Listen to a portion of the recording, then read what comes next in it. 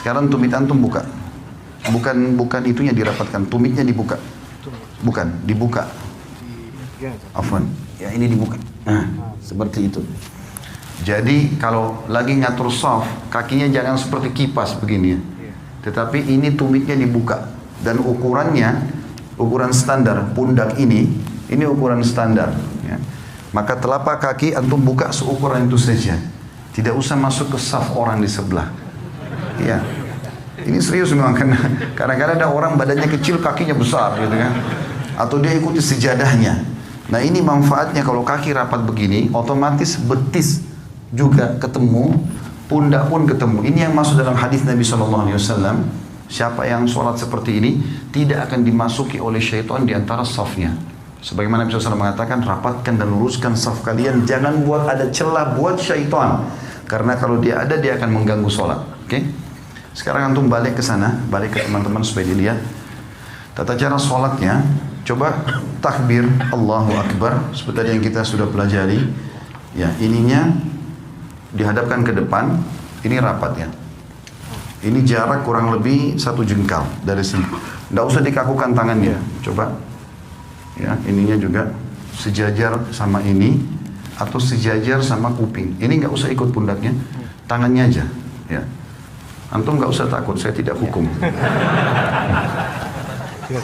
Coba dilenturkan saja, lihat saya, dilenturkan saja tangannya. Nggak usah kaku. Ini semuanya ke depan dan rapat. Sejajar dengan pundak atau sejajar sama kuping, ya. Ya. Ini ujung kuping. Dan ini standar tadi saya bilang. Ini standarnya.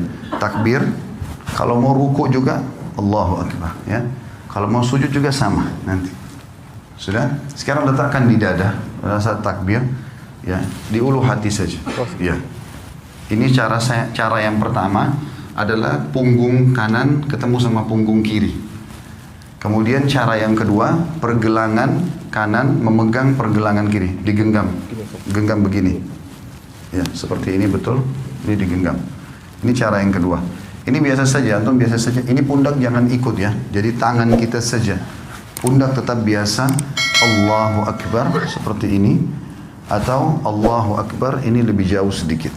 Ya. Ya, pundak tidak usah ikut. Ini saja. Baik, sekarang ruku coba. Afwan, tinggal butuh 1 orang. Jazakumullah khair. Yang duanya sudah, supaya agak lenggang. Antum balik ke sebelah sana sekarang. Coba ruku. Sekarang ruku. Allahu Akbar. Dari awal, dari antum seperti normal lagi sholat, tangannya di sana. Antum takbir. Allahu Akbar. Mata ke tempat sujud. Ya, ini digenggam lututnya. Ini masih melengkung. Ya. Baik. Ini caranya. Antum turun. Dadanya dinaikin. Kepalanya lurus ke depan, kepala lurus lagi, ya, ya seperti ini. Sekarang ini dipertahankan ya. Oke, coba lihat saya. Kalau saya sebentar Afwan, kalau miring dibilang ini. Kalau saya di rumah saya praktikin pakai cermin, lalu saya praktikin ruku itu. Allahu Akbar, ini saya genggam, kemudian ini saya tahan begini. Rata nggak? Ya seperti ini. Ini terasa paha di belakang ketarik, ya. Kepala juga ke depan. Ini disunnahkan Nabi SAW. Kalau antum pakai cara seperti ini, mau sejam pun rukuknya nggak masalah. Jangan turun, jangan juga naik begitu. Ya. Seperti ini dan perhatikan siku ini jauh dari tulang rusuk, ya. Dan ini ditekan, ini kita tekan ke dalam. Saya sekarang tekan ke dalam dan paha saya ketarik. Coba, fadhal. Ya, rukuk Allahu Akbar. Wow. Ya, ini sudah mulai. Tinggal Afwan, kepala antum, tidak usah lihat ke beliau.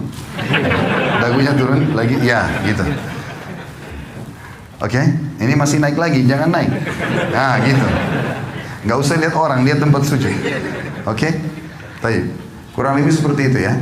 Nah, cara praktikin ini penting karena Nabi SAW ruku seperti ini. Dan beliau dikatakan kalau taruh bejana tidak tumpah, ya. Sama dengan kalau bangun juga begitu dari ruku. Kembali ke awal.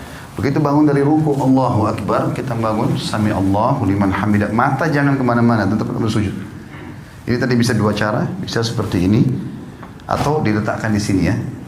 Ada yang belum kita pelajari tentang masalah sujud, tapi saya akan praktekin sekarang. Sudah, jazakallah khair. Kalau mau ikut sama anak sebentar bisa. Sujud ini ada dua cara. Bisa turun lutut dulu, baru telapak tangan, atau telapak tangan dulu baru lutut. Dua-duanya bisa. Karena itu khilaf di antara ulama. Ibnu Qayyim rahimahullah memasukkan antara salah satunya boleh. Tergantung keadaan ya. Cuma yang perlu diperhatikan, kata Nabi SAW, aku diperintahkan sujud dengan 7 anggota tubuh. 7 anggota tubuh. Satu itu dahi sama hidung.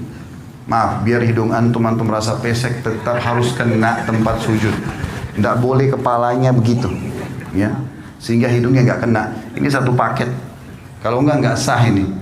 Ini satu paket. 1, kemudian 2, 3. Jadi ini sudah 2 telapak tangan sama dahi ini, berarti 3. Lutut 2, berarti 5. 2 telapak kaki, 7.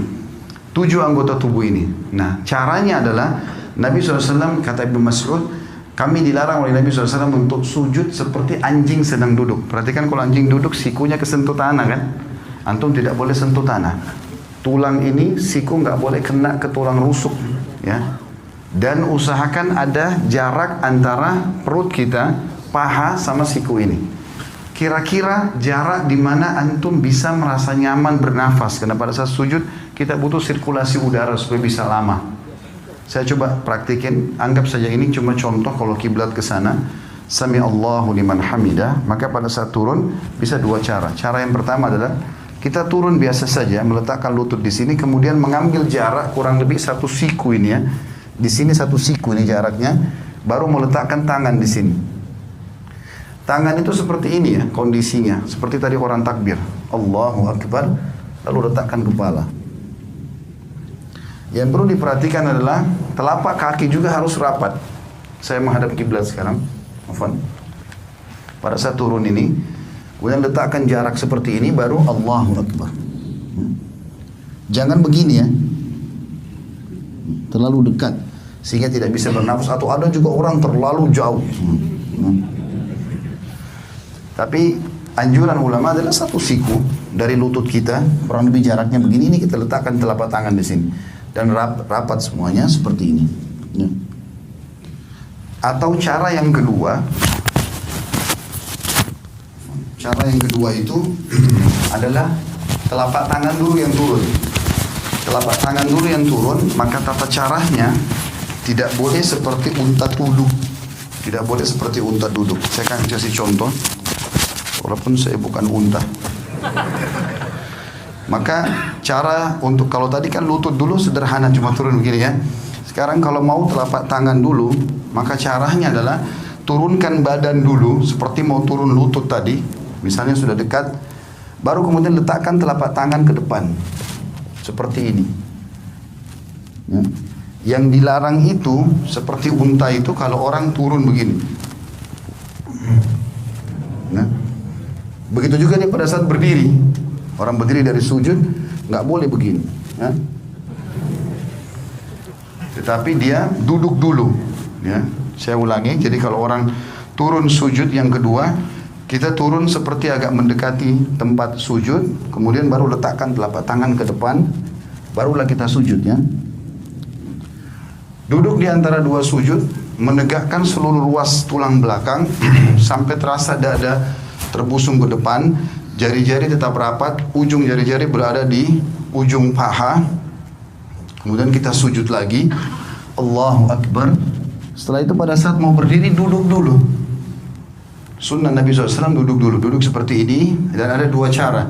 Cara yang pertama, menekan paha untuk berdiri ke atas.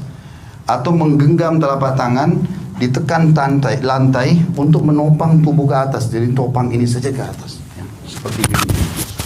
Dan kita tidak boleh sebagaimana tadi saya bilang berdirinya seperti unta itu, ya. Terakhir tinggal masalah tahiyatnya saja. Tahiyat ini khilaf di antara ulama tentang 2 jenis duduk. Namanya iftirash atau tawarruk. 2 ya. Iftirash atau tawarruk. Apa itu iftirash? Iftirash itu duduk seperti di antara 2 sujud. Itu namanya iftirash, ya. Kalau tawarruk, warak itu artinya bokong. Kita meletakkan bokong kita di tanah. Nah ini khilaf ulama. Kapan dikerjakan iftirash, kapan dikerjakan tawarruk? Imam Syafi'i rahimahullah berkata, duduk tawarruk tahiyat seperti ini, yang kita duduk ya seperti ini namanya tawarruk karena bokong kita duduk di tanah. Ini kata Imam Syafi'i rahimahullah dikerjakan setiap kali mau salam, mau sholatnya 1 rakaat saja, mau 2 rakaat, seperti misalnya witir 1 rakaat, ya tetap aja antum duduknya pada saat tahiyat, karena mau salam tawarruk ya. 2 rakaat juga seperti sholat sunnatul fajr atau sholat subuh, sama tawarruk. Nanti lebih dari itu pun, misalnya rakaat maghrib 3 rakaat atau isya 4 rakaat, semuanya kalau mau salam tawarruk. Kalau jumhur ulama Imam Ahmad dan Imam Malik mengatakan tidak. Kalau sholat di bawah 3 rakaat seperti witir 1 rakaat atau sholat sunnatul fajr 2 rakaat, walaupun mau salam duduknya iftirash, duduknya seperti ini. Tawarruk itu hanya dikerjakan duduk yang seperti ini, itu dalam pendapat jumhur ulama. Nanti kalau sudah lebih dari 2 rakaat, seperti rakaat ketiga maghrib, rakaat keempat isya, baru duduknya tawarruk. Dua-duanya ini boleh ya, karena ini khilaf diantara ulama. Kita nggak boleh nyalain orang. Jadi kalau antum lihat ada orang tahiyat kedua, ya tahiyat akhir misalnya, sholat subuh duduknya begini, jangan disalahkan. Karena itu pendapat Imam Malik dan Imam Ahmad, dan itu jumhur ulama. Mereka mengatakan justru kalau lebih dari 2 rakaat, rakaat ketiga baru kemudian duduknya tawarruk ya. Tapi Imam Syafi'i mengatakan tidak. Jadi kalau ada yang sholat witir pun 1 rakaat sudah iftirash tawarruk, maka itu berarti mengikuti mazhab Syafi'iyah. Tinggal yang saya mau titik beratkan teman-teman, masalah salam dan tata cara mengubah dari iftirash ke tawarruk. Sekarang kan kalau iftirash itu seperti ini, telapak kaki kiri kita dipakai duduk ya. Bagaimana caranya mengubah ini dari ini ke tawarruk? Perhatikan ya. Caranya adalah cuma memasukkan telapak kaki kiri ke bawah tulang kering kanan. Contoh, cuma begini saja. Ini dimasukkan, lalu kita duduk di tempat yang sama. Jangan begini, karena banyak orang kita begitu. Dia duduk begini langsung dia dorong orang ke sana semua. Jadi ini kena, semua kena. Dia nggak bisa duduk. Jadi cara yang benar adalah hanya memasukkan ini ke bawah sini saja dan duduk di tempat yang sama. Tidak berubah apa-apa. Saya tidak mengubah apa-apa di sini. Maka ini posisi yang harus diperhatikan. Begitu juga dengan masalah salam. Pada saat kita sudah selesai membaca tahiyat, tentu tahiyat sunnahnya ada yang mengatakan pada saat syahadat mengangkat jari, ada yang mengatakan juga nanti dari awal sudah at-tahiyat itu sudah mengangkat ya. Dan hadis riwayat Tirmidzi khilaf di antara ulama tentang masalah itu, tentang hadis Nabi SAW bahwasanya gerakan jari di tasyahud lebih keras bagi iblis daripada cambukan besi. Ada yang menghasankan, ada yang melemahkan. Kalau saya termasuk yang berpegang pada menghasankan hadisnya, sehingga menggerakkan jari itu, menggetarkannya bagian daripada sunnah Nabi SAW. Intinya antum setelah baca tahiyat tinggal salam. Dikatakan Nabi SAW kalau salam terlihat pipi putih atau putih pipi beliau oleh makmum di belakang. Jadi seperti ini. Assalamualaikum warahmatullah. Terasa ini tertarik. Tahan sebentar, baru Assalamualaikum warahmatullah. Badannya nggak usah ikut salam ya. Cuma leher saja. Assalamualaikum warahmatullah.